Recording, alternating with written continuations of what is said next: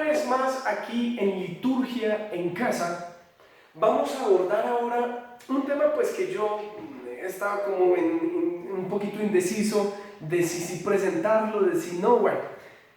Son los numerales 6 al 9. Obviamente no los vamos a leer todos porque es bastante, pero básicamente se trata de esto, una tradición ininterrumpida.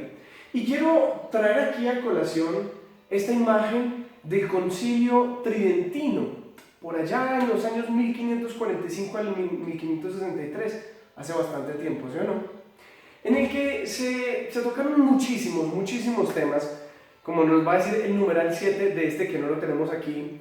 Nos va a decir, es un tiempo en el que se puso en crisis la fe respecto de muchas cosas. Allí se dio la Reforma Protestante y es la que dio resultado a todo lo que hoy conocemos como nuestras iglesias separadas protestantes. Y allí, como les digo, se puso en crisis la fe en muchos aspectos, pero uno esencial fue la Eucaristía. Y por lo tanto, en aquel entonces se tuvo que hacer bastante hincapié, con mucha fortaleza, en solidificar nuestra identidad como católicos. Entonces vamos a ver unos numeralitos que aquí nos presenta la instrucción general del misal romano acerca de qué relación tiene hoy nuestra Eucaristía con el pasado, con esto que fue en aquel entonces el origen de lo que actualmente era la misa tridentina, que por muchos siglos duró. Vamos a ver.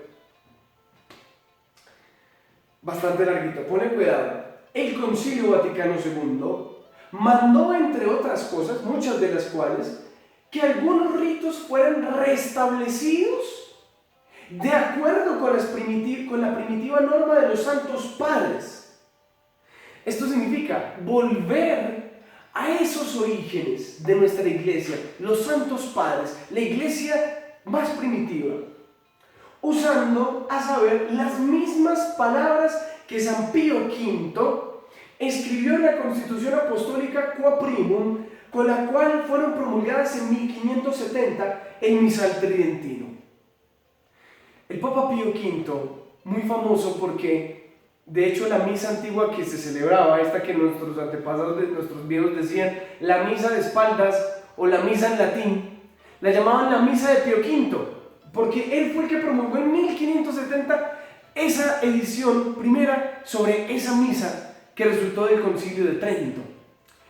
Pero debo decirte, mi querido, que el Concilio de Trento lo que mandó fue volver a la norma de los santos padres, es decir, la misa como se celebraba mucho más antigua, rescatar aquellas cosas, no celebrarla obviamente tal cual como la celebraban en nuestros orígenes, sino volver a esas raíces, rescatar esas oraciones. ¿Ya?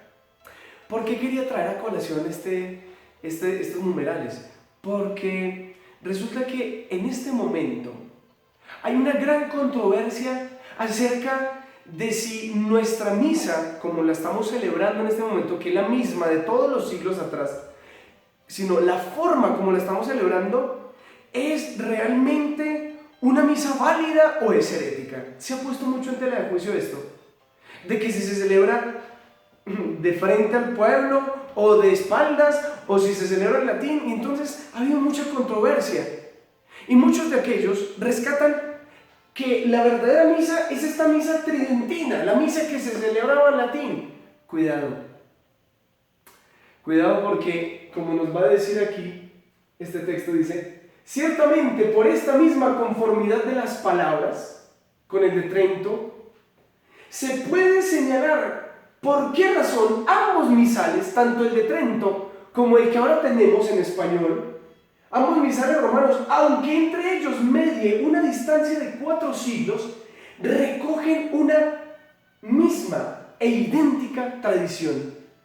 Ambos misales querían traer nuevamente esas raíces del pasado para celebrarlas. El mismo sacrificio de Cristo celebrado, aunque de formas distintas, pero es la misma misa de Cristo. Es el mismo sacrificio de Cristo, no son diferentes, una misma e idéntica tradición. Pero si se examinan los elementos internos de esta tradición, se entiende cuán acertada, y felizmente el primero es complementado por el segundo. El primero es complementado por el segundo, por el que actualmente tenemos. La misa actual que nosotros tenemos no es una traición, no es una falsa misa como algunos lo quieren ver. Es la verdadera misa de Jesucristo, solamente que adaptada a los tiempos modernos, a los tiempos actuales. Que eso ya lo van a abordar los siguientes numerales. Hoy, en cambio, aquella norma de los santos padres, es decir, de recoger esas antiguas tradiciones, que seguían los correctores del misal de San Pío V, fue enriquecida con innumerables escritos de eruditos. ¿Qué significa esto? Que ese propósito que tenía el Papa San Pío V de que se enriqueciera toda la liturgia, porque de alguna manera para la época de él era un poquito pobre, ¿sí? Que se enriqueciera la liturgia, eso lo terminó haciendo el Concilio Vaticano II. La misa que nosotros hoy día tenemos está enriquecida de una manera increíble. Vamos a ver cómo. Hoy, tras el hallazgo de tantos documentos litúrgicos, se conocen mejor las tradiciones de los primeros siglos, anteriores a la constitución de los ritos de Oriente y de Occidente. Ponle cuidado a lo siguiente.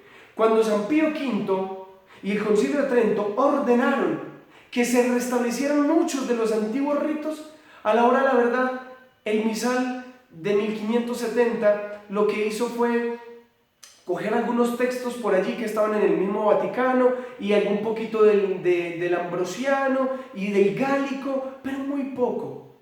Fue una investigación, más bien podríamos llegar a decir, con el respeto de aquel misal, muy pobre.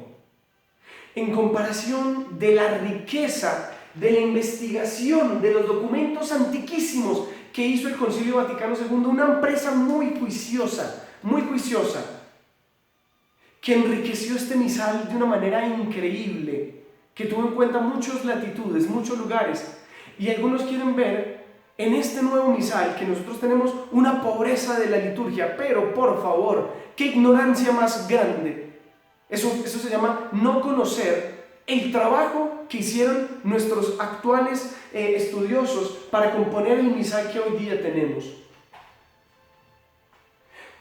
En el numeral 9 dice: también se abarque y se estudie profundamente todo el pasado de la Iglesia y de todas las formas de expresión con las que la fe única se ha manifestado en contextos humanos y culturales tan diversos entre sí.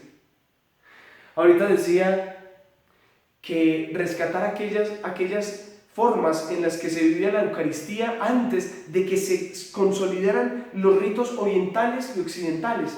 Y aquí nos está diciendo, mirar todas esas expresiones de tantos pueblos tan variados. A veces se nos olvida que el rito romano que nosotros tenemos pasó en la antigüedad por tantas latitudes, por la Hispania, por la Galia, lo que actualmente es Francia, por las islas británicas, por allí, por el norte, por todos estos países célticos, por Alemania, por Austria, por África también llegó a pasar, por el norte de África, por tantas latitudes por las que pasó la misa que actualmente nosotros tenemos, que se enriqueció de tantas maneras y que hay que mirar todas estas expresiones para poder tener hoy día lo que tenemos. El ritual romano, que es uno de los tantos ritos en los cuales se celebra la misa, porque déjame decirte, actualmente hay muchos ritos, no solamente es el ritual romano el que nosotros tenemos, sino por allí en Grecia, por allí en Etiopía, por allí en Siria, en Egipto, se celebra la misma Eucaristía, pero con ritos distintos. Cabe notar que la ignorancia de muchas personas en este tema demuestra que no sabían, parece ser que no saben, que la misma misa de Jesucristo, el sacrificio de Jesucristo, se celebra de muchísimas maneras, de muchas formas variadas en otras latitudes, y que lo que nosotros tenemos es uno de los ritos, quizás más importante porque es el que más se ha extendido a lo largo de todo el globo terráqueo, pero es uno, y este mismo a lo largo de la historia se ha enriquecido de mucha variedad de culturas y de lugares donde se ha celebrado. Esta perspectiva más amplia nos permite ver cómo el Espíritu Santo suscita en el pueblo de Dios una maravillosa fidelidad en la conservación inmutable del depósito de la fe, aunque haya tanta variedad de ritos y oraciones. Cuando muchos critican el actual misal romano, la misa como la celebramos, critican el hecho de que dicen, no, se modernizó la iglesia y dejó entrar un espíritu pestilente. Mira, el hecho de que actualmente tengamos tanta variedad, tanta riqueza, que podamos celebrar con tantas fórmulas que son rescatadas desde la antigüedad, no significa pobreza, significa que el Espíritu Santo es el que ha enriquecido a la iglesia, nos ha dado una variedad maravillosa y es signo de la conservación inmutable del depósito de la fe. Es decir, estamos celebrando la misma fe que celebraron nuestros padres en los orígenes de la iglesia, nuestros ancestros cristianos. Estamos celebrando eso mismo. Es una maravilla que la misma misa que hoy día nosotros tenemos, esa es la misma de antiguo, que se puede llegar a celebrar en español, en inglés, en latín, en cualquier idioma. Maravilla, porque estamos entendiendo un poco más claramente los misterios de la fe. Démosle gracias al Señor por la maravilla que nos ha regalado en esta liturgia, que es una belleza y que hay que rescatarla y que hay que vivirla muy bien. Yo creo que la peor crítica que nos hacen es no vivirla bien, y por eso aprender liturgia, instruirnos con estos cursos valen la pena para celebrar nuestra redención, nuestra salvación en la misa de la mejor manera. Gloria al Padre y al Hijo y al Espíritu Santo, como era en el principio, ahora y siempre, por los siglos de los siglos. Amén. Que tengas un excelente día.